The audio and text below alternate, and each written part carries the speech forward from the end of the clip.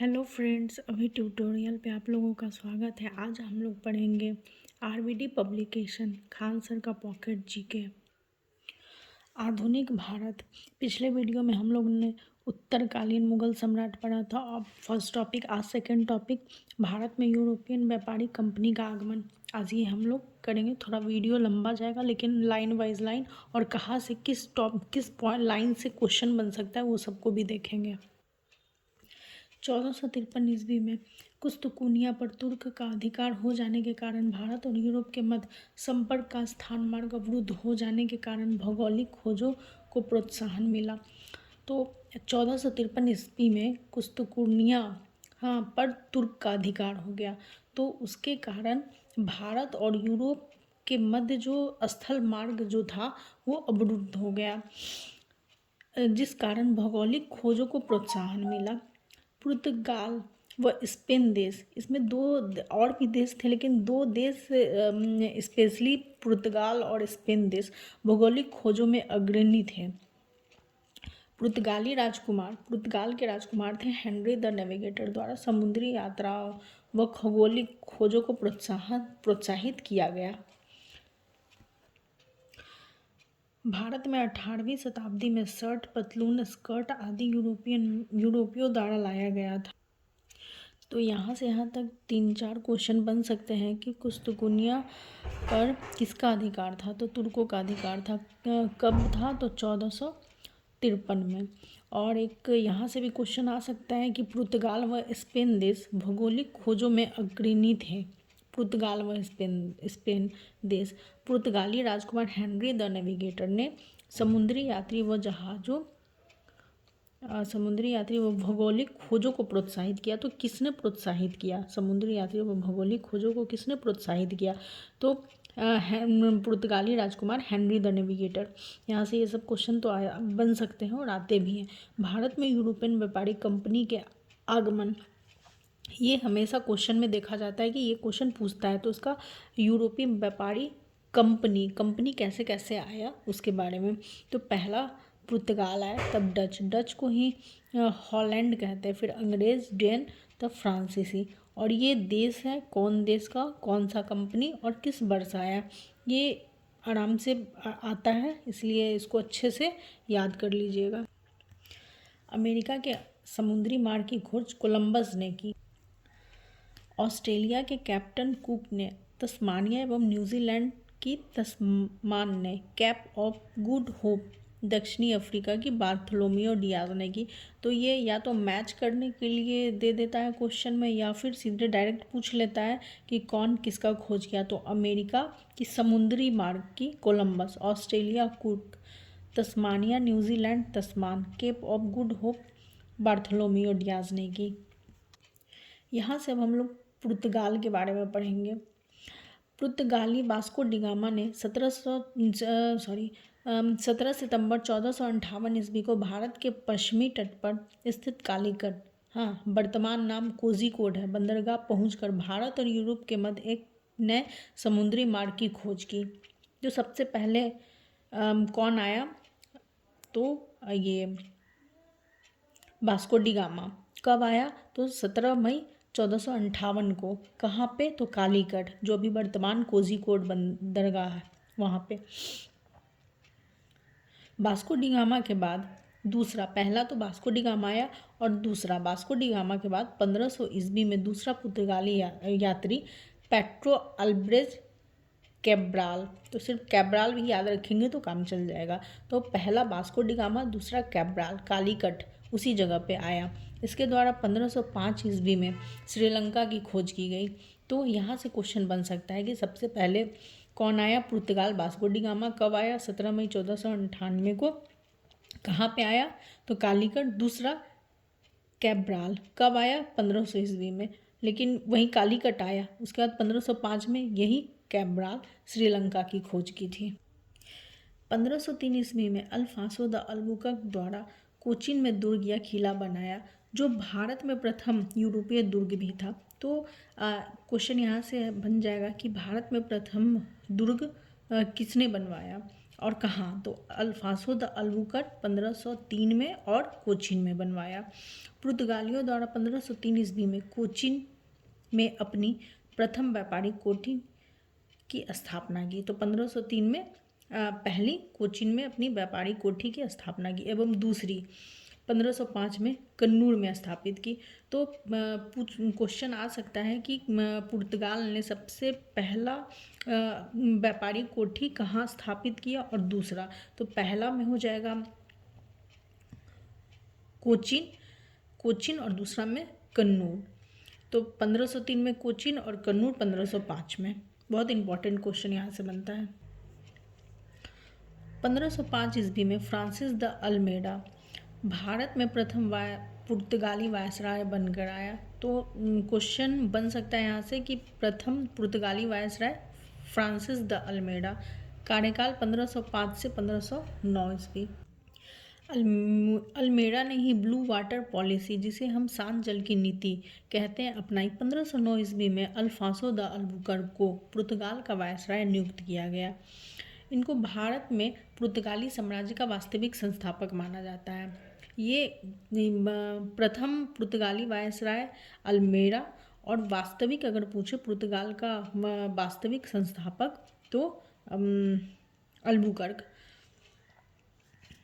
1510 में बीजापुर के शासक यूसुफ आदिल शाह से गोवा की लड़ाई लड़ी और गोवा जीत लिए।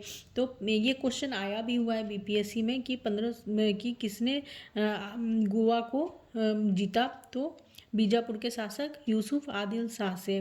किसने जीता? अल्बुकर्क ने। ये एक इम्पॉर्टेंट क्वेश्चन बनता है कि इनक्विजियन पुर्तगालियों के द्वारा स्थापित धार्मिक न्यायाधिकरण थे। पुर्तगाली खुद को सागर का स्वामी कहते थे। अल्बुकर्क ने गोवा में सती प्रथा पर प्रतिबंध लगाया। तो क्वेश्चन आया भी हुआ है कि किसने सती प्रथा पर प्रतिबंध लगाया, तो अल्बुकर्क ने। और कौन सागर का स्वामी कहते थे, तो पुर्तगाली खुद को सागर का स्वामी कहते थे। यहाँ तक हम लोग पढ़े पुर्तगाल, और उसी में ये वायसराय है नीनू डी कुन्हा। 1529 से 38 ईस्वी इनका कार्यकाल रहा, जिसमें 1530 ईस्वी में कोचीन के स्थान पर गोवा की राजधानी बनाया। पहले कोचीन राजधानी था, उसके बाद कुन्हा ने 1530 ईस्वी में गोवा को अपनी राजधानी बनाया पुर्तगाल का।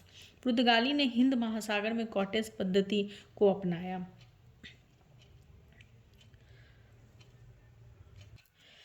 एस्टाडो द इंडिया पुर्तगाली कंपनी का नाम था।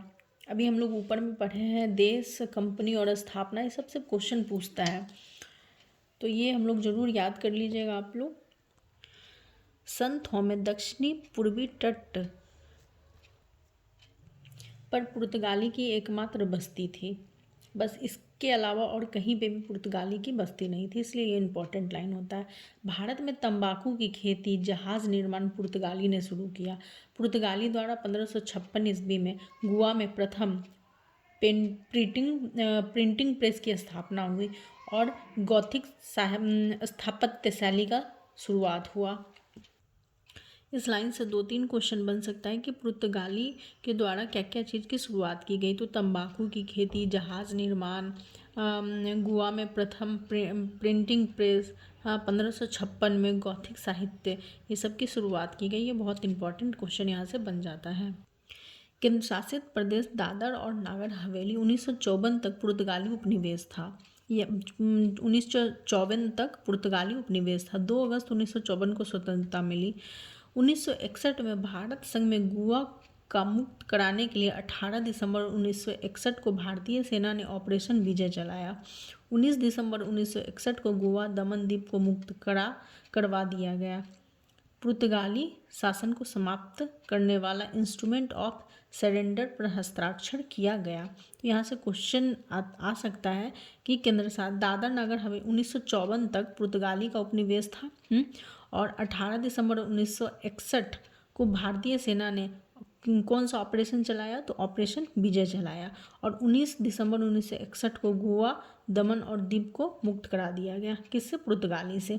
और एक हस्ताक्षर इंस्ट्रूमेंट ऑफ सरेंडर पर हस्ताक्षर किया गया और गोवा को मुक्त करवा दिया गया पुर्तगाली से। गोवा में जितने भी चर्च और कॉन्वेंट को जो भी हैं वहाँ पे पुर्तगाली द्वारा ही बनाया गया है। तो यहाँ से यहाँ तक हम लोग पुर्तगाली के बारे में देखें। पुर्तगाल के बाद आए डच।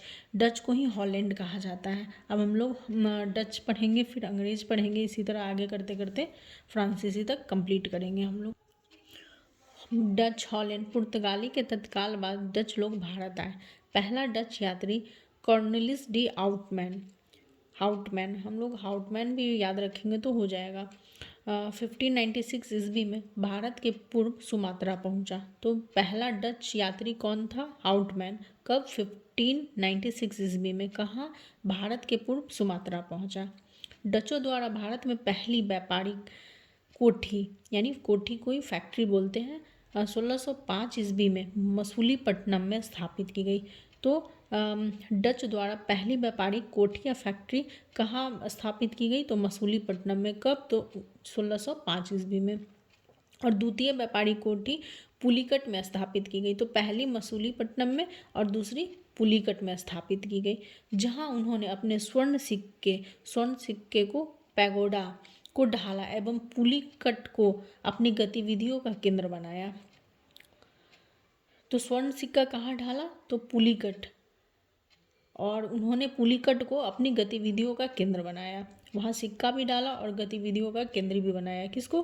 पुलिकट, जो डचों को दूसरा व्यापारिक कोठी था, फैक्ट्री था। डचों ने पुलिकट स्थित गोल्डिया के दुर्ग के अतिरिक्त किसी भी डच बस्ती की किलेबंदी नहीं की। ये इम्पॉर्टेंट है कि एक पुलिकट स्थित गोल्डिया के दुर्ग को छोड़ के, यानी इसका किलेबंदी किया और किसी का भी किलेबंदी नहीं किया, किसी भी जगह का। फैक्टर डच फैक्ट्रियों के प्रमुख को कहा जाता था।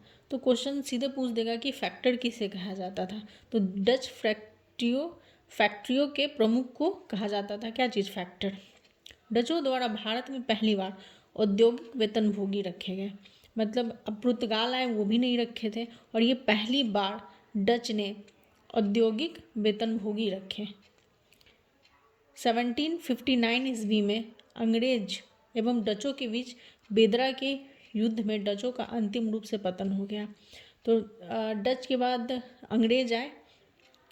अंग्रेज का हस्तक्षेप तो पहले ही था, तो अपना प्रभुत्व स्थापित करने के लिए अंग्रेज और डच के बीच युद्ध हुआ, जिसे हम बेदरा का युद्ध कहते हैं। कब हुआ?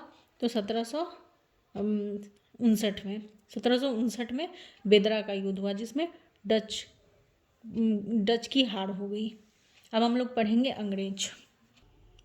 अंग्रेज भारत में यूरोपियन व्यापारिक कंपनी में सर्वाधिक सफल रहे हैं। थॉमस स्टीफेंस भारत आने वाले प्रथम अंग्रेज नागरिक था, जो पादरी के वेश में पुर्तगाल के साथ 24 अक्टूबर 1579 ईस्वी को गोवा आया, तथा दूसरा अंग्रेज नागरिक राल्फ फिच था। तो पहला पहला व्यक्ति था जो अंग्रेज था, वो पहला नागरिक स्टीफेंस था, और जो पादरी के वेश में पुर्तगाली के साथ आया था गोवा। और दूसरा था राल्फ फिच भी याद रख सकते हैं। मुगल सम्राट अकबर के दरबार में आने वाला पहला अंग्रेज व्यापारी राल्फ फिच था, जिसने सूरत में व्यापार हेतु फरमान प्राप्त करने का प्रयास किया। तो अकबर के दरबार में पहला अंग्रेज आया, राल्फ फिच था, जो सूरत में व्यापार हेतु फरमान प्राप्त करने का प्रयास किया। ब्रिटिश कंपनियों में से सर्वप्रथम लीवेंट कंपनी। ब्रिटिश में बहुत सारी कंपनियां थीं, जिसमें सबसे पहले लीवेंट कंपनी को 1593 ईस्वी में भारत में व्यापार हेतु अधिकार प्राप्त हुआ। तो क्वेश्चन पूछ देगा कि किस कंपनी को भारत में व्यापार करने का अधिकार प्राप्त हुआ? तो लीवेंट कंपनी, जो ब्रिटिश कंपनी थी। कब हुआ? तो 1553 में। 1599 ईस्वी में जॉन मिल्टन हॉल नामक ब्रिटिश यात्री थल मार्ग से भारत आने वाला प्रथम अंग्रेज था। जो भी लोग आ रहे थे वो समुद्र मार्ग से आ रहे थे, लेकिन मिल्टन हॉल जो था 1599 ईस्वी में थल मार्ग से पहली बार भारत आया। 24 दिसंबर 1599 ईस्वी में अंग्रेज ईस्ट इंडिया कंपनी की स्थापना हुई। तो अंग्रेज ईस्ट इंडिया कंपनी की स्थापना कब हुई? तो 24 सितंबर 1599 में, जिसे 31 दिसंबर 1600 ईस्वी में महारानी एलिजाबेथ प्रथम ने पूर्व के साथ व्यापार हेतु 15 वर्ष का अधिकार पत्र प्रदान किया, जिसे बाद में जेम्स प्रथम ने 1609 ईस्वी में अनिश्चित काल के लिए बढ़ा दिया तथा साथ ही यह प्रावधान किया कि इसको 2 वर्ष की पूर्व सूचना देकर समाप्त भी किया जा सकता है। तो एलिजाबेथ ने इसे 15 वर्ष तक अधिकार पत्र प्रदान किया कि 15 वर्ष तक व्यापार कर सकते हो, लेकिन जेम्स प्रथम ने 1609 ईस्वी में इसको अनिश्चित काल के लिए बढ़ा दिया गया। और ये भी कहा क्या कि जब भी इस कंपनी को समाप्त करना होगा तो 2 वर्ष से पहले सूचना दे दिया जाएगा कि इसको बंद करना है। ईस्ट इंडिया कंपनी का आरंभिक नारा था भूभाग नहीं व्यापार। प्रथम गवर्नर टॉमस स्मिथ था। ईस्ट इंडिया कंपनी का आरंभिक नारा क्या था? तो भूभाग नहीं, मतलब यहाँ पे हम लोगों को भूभाग नहीं चाहिए, यहाँ व्यापार करने आए हैं। और प्रथम गवर्नर टॉमस स्मिथ था। तो अंग्रेज ईस्ट इंडिया कंपनी का प्रथम गवर्नर टॉमस स्मिथ। भारत आने वाली कंपनी का प्रथम जहाज हेक्टर था, जिसको हॉकिंस 24 अगस्त 1608 ईस्वी को लेकर भारत पहुंचा। तो भारत आने वाली पहली जहाज कौन थी? तो हेक्टर, जिनको हॉकिंस 24 अगस्त 1608 को लेकर पहुंचा। इस काफिले में रेड ड्रैगन नामक जहाज भी शामिल था, जिनका कमांडर विलियम किलिंग था। तो हेक्टर जहाज के साथ रेड ड्रैगन भी था, जिसका कमांडर विलियम किलिंग था। कैप्टन हॉकिंस मुगल दरबार में आने वाला प्रथम अंग्रेज था, जो जेम्स प्रथम के राजदूत के रूप में अप्रैल 1608 ईस्वी में जहांगीर के दरबार में पहुंचा था। जहांगीर ने हॉकिंस को सूरत में व्यापार की अनुमति दी। फिर अंग्रेज ने 1608 ईस्वी में सूरत में फैक्ट्री स्थापित की, किंतु पुर्तगालियों के विरोध के कारण अनुमति रद्द कर सूरत छोड़ने का आदेश दिया। किंतु सूरत के व्यापारियों ने कैप्टन वेस्ट के अधीन 2 अंग्रेजी जहाज को सूरत में रहने की अनुमति दी। तो कैप्टन हॉकिंस मुगल दरबार में जाने वाले प्रथम अंग्रेज थे, जो जेम्स प्रथम के राजदूत के रूप में आए थे। और जहांगीर ने हॉकिंस को सूरत में व्यापार करने की अनुमति दी, लेकिन पुर्तगालियों के विरोध के बाद उन्हें वो जगह छोड़ना पड़ा। लेकिन सूरत के व्यापारी जो थे वो कैप्टन वेस्ट के अधीन 2 अंग्रेजी जहाज को सूरत में रहने की अनुमति दे दी।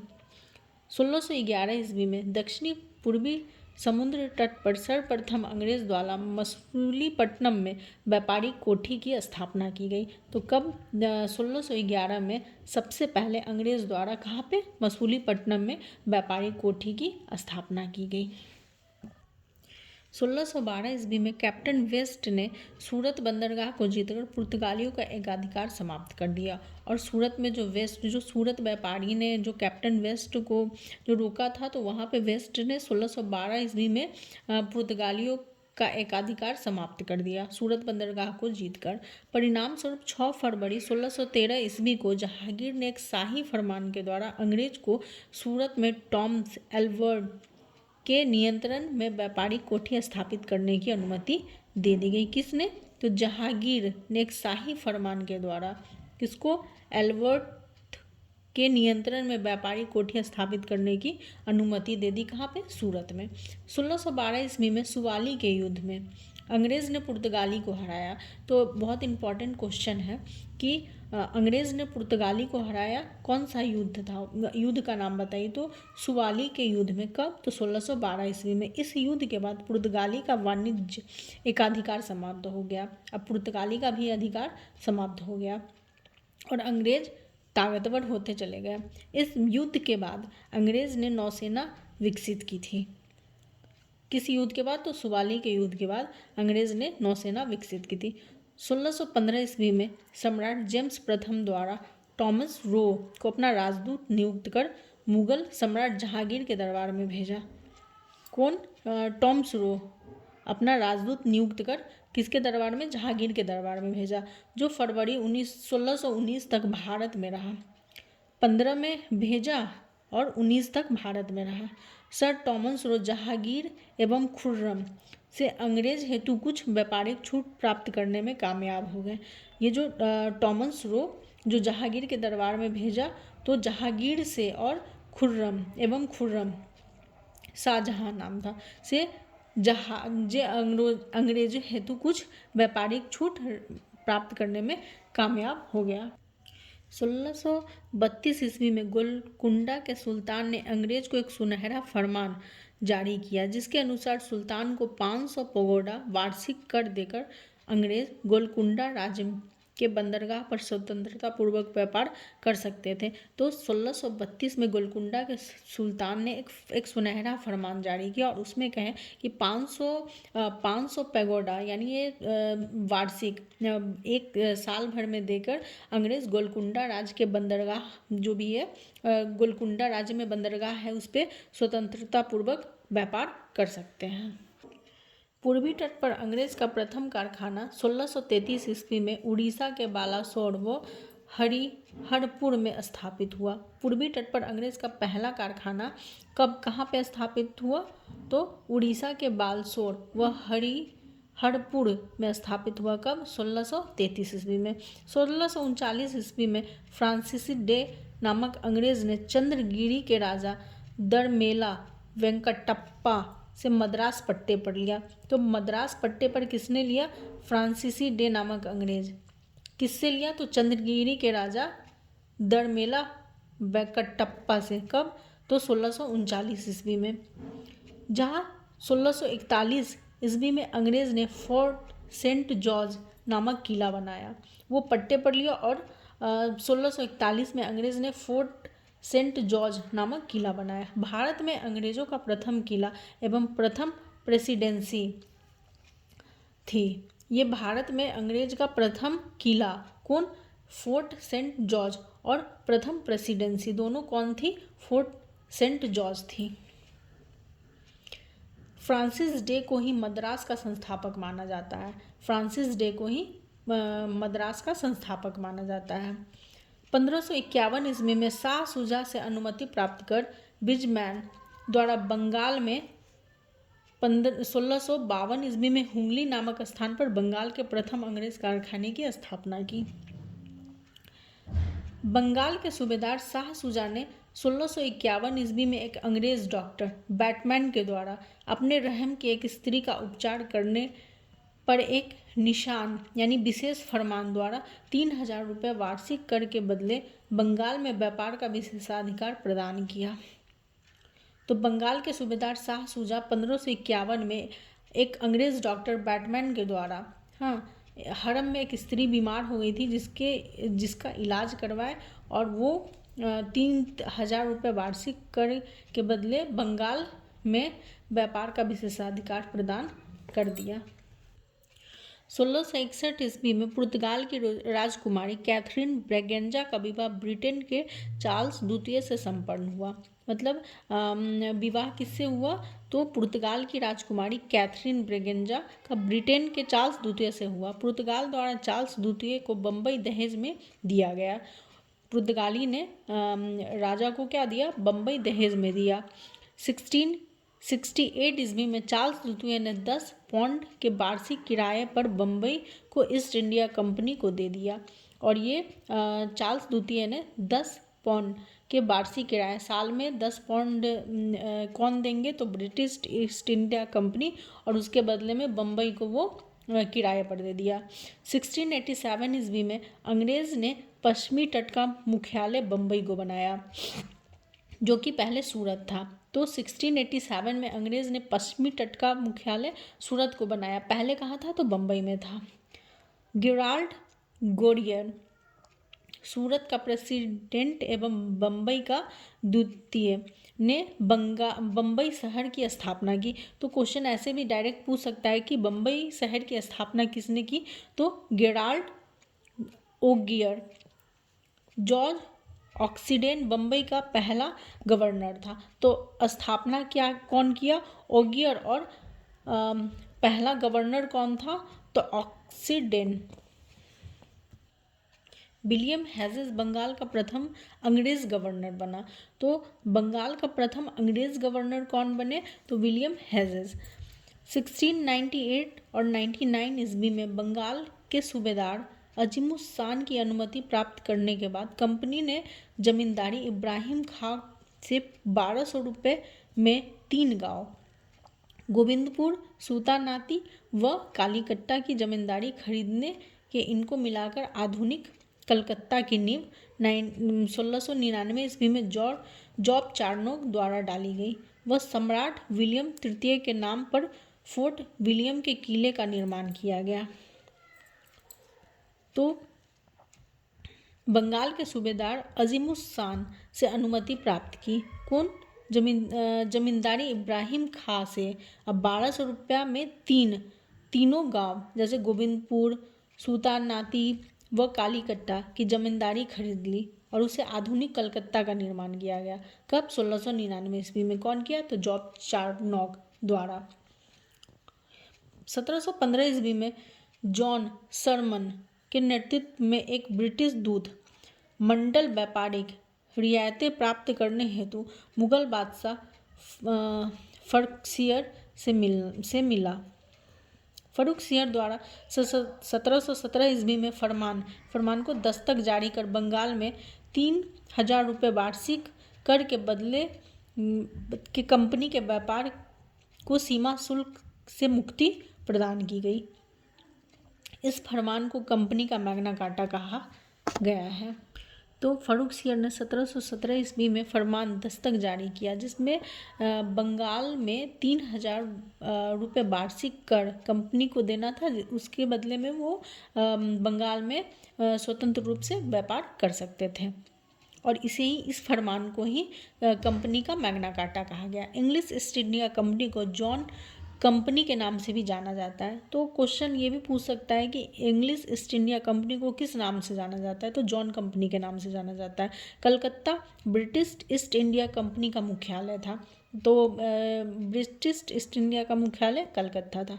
ब्रिटिश ईस्ट इंडिया कंपनी की स्थापना के दौरान भारत का मुगल सम्राट अकबर था, किंतु भारत में प्रथम ब्रिटिश फैक्ट्री की स्थापना के दौरान जहांगीर था। जब British east India company Bharat आया तो उस समय अकबर था, लेकिन जब फैक्ट्री स्थापित किया गया तो जहांगीर था, क्योंकि अकबर की उस समय मृत्यु हो चुकी थी। अब हम लोग यहाँ तक अंग्रेज़ के बारे में पढ़ें, उसके बाद डेनमार्क पढ़ेंगे, उसके बाद फ्रांसीसी, उसके बाद ये टॉपिक कंप्लीट हो जाएगा। तो चलिए हम लोग डेनमार्क के बारे में देखें। डेनमार्क, जिसे हम डेनिश भी कहते हैं, तो डेनमार्क की ईस्ट इंडिया कंपनी 1616 ईस्वी में स्थापित हुई। इसने 1620 ईस्वी में प्रथम डेनिश व्यापारिक समझौते के द्वारा त्रिकोबार का है तमिलनाडु एवं 1676 ईस्वी में श्रीरामपुर बंगाल में अपनी व्यापारिक कोठी स्थापित की। तो कहाँ पे? 1676 में श्रीरामपुर में अपनी व्यापारिक कोठी स्थापित की और 1620 में प्रथम डेनिश व्यापारिक समझौते के द्वारा त्रिकोबार में समझौता हुआ और 76 में श्रीरामपुर में अपनी व्यापारिक कोठी स्थापित की। श्रीरामपुर डेनमार्क की कंपनी का प्रमुख केंद्र व मुख्यालय था। तो डेनमार्क का प्रमुख केंद्र और मुख्यालय कहाँ था? श्रीरामपुर। 1745 ईस्वी में डेनमार्क ने अपनी भारतीय वाणिज्यिक कंपनी को अंग्रेज को बेच दिया और वो भारत से चले गए। कब? तो 1745 ईस्वी में। फ्रांसीसी कंपनी यूरोपीय कंपनी में सबसे अंत में भारत आई। 1668 ईस्वी में फ्रांसीसी कैरो या फ्रेंकायस केरोन द्वारा सूरत में अपने पहले फ्रेंच व्यापारी कारखाना स्थापित किया गया। तो 1668 में फ्रांसिस कैरो द्वारा सूरत में उनका पहला फ्रेंच व्यापारी कोठी स्थापित किया गया। 1669 ईस्वी में मरकरा ने गोलकुंडा के सुल्तान से आज्ञा प्राप्त कर मसूलीपट्टनम में दूसरी फ्रेंच फैक्ट्री स्थापित की। तो पहली फ्रेंच फैक्ट्री स्थापित सूरत में और दूसरी मसूलीपट्टनम में फ्रेंच फैक्ट्री स्थापित की गई। बंगाल के तत्कालीन नवाब इब्राहिम खान ने 1673 ईस्वी में हुगली नदी के किनारे चंद्रनगर स्थापित किया। तो चंद्रनगर किसने स्थापित किया? इब्राहिम खान ने 1673 में हुगली नदी के किनारे चंद्रनगर स्थापित किया। फ्रांसीसी व्यापारिक कंपनी ने 1673 में पौंडीचेरी में अपने ठिकाने बनाए। 1674 ईस्वी में फ्रैंको मार्टी ने पौंडीचेरी नामक तीसरी फ्रेंच बस्ती बसाई। तो तीसरी फ्रेंच बस्ती किसने बसाई? तो फ्रैंको मार्टिन। कब? तो 1674 ईस्वी में। पौंडीचेरी में फोर्ट लुई का निर्माण भी किया और पौंडीचेरी में फोर्ट लुई का निर्माण किया। फ्रैंको मार्टिन पौंडीचेरी का प्रथम गवर्नर बना। तो प्रथम गवर्नर फ्रैंको मार्टिन कहाँ का? पौंडीचेरी का प्रथम गवर्नर बना। फ्रांसीसी कंपनी का मुख्यालय भी पौंडीचेरी था। डुप्ले 1741 और 42 ईस्वी में पौंडीचेरी का गवर्नर बना। तो डुप्ले पौंडीचेरी का गवर्नर कब बना? 1741 और 42 में, किंतु वे पहले चंद्रनगर का गवर्नर था। तो पौंडीचेरी का गवर्नर बनने से पहले वो चंद्रनगर का क्या था? गवर्नर था। डुप्ले प्रथम व्यक्ति था जिसने भारत में यूरोपीय साम्राज्य की नींव रखी। तो भारत में यूरोपीय साम्राज्य की नींव किसने रखी? तो डुप्ले ने। उसने प्रथम बार यूरोपीय सेना को भारतीय खर्च पर भारतीय राज दरबार में नियुक्त किया गया। तो यहाँ से क्वेश्चन ये बन सकता है कि यूरोपीय सेना को भारतीय खर्च पर किस राज दरबार में किसने रखा? तो डुप्ले ने।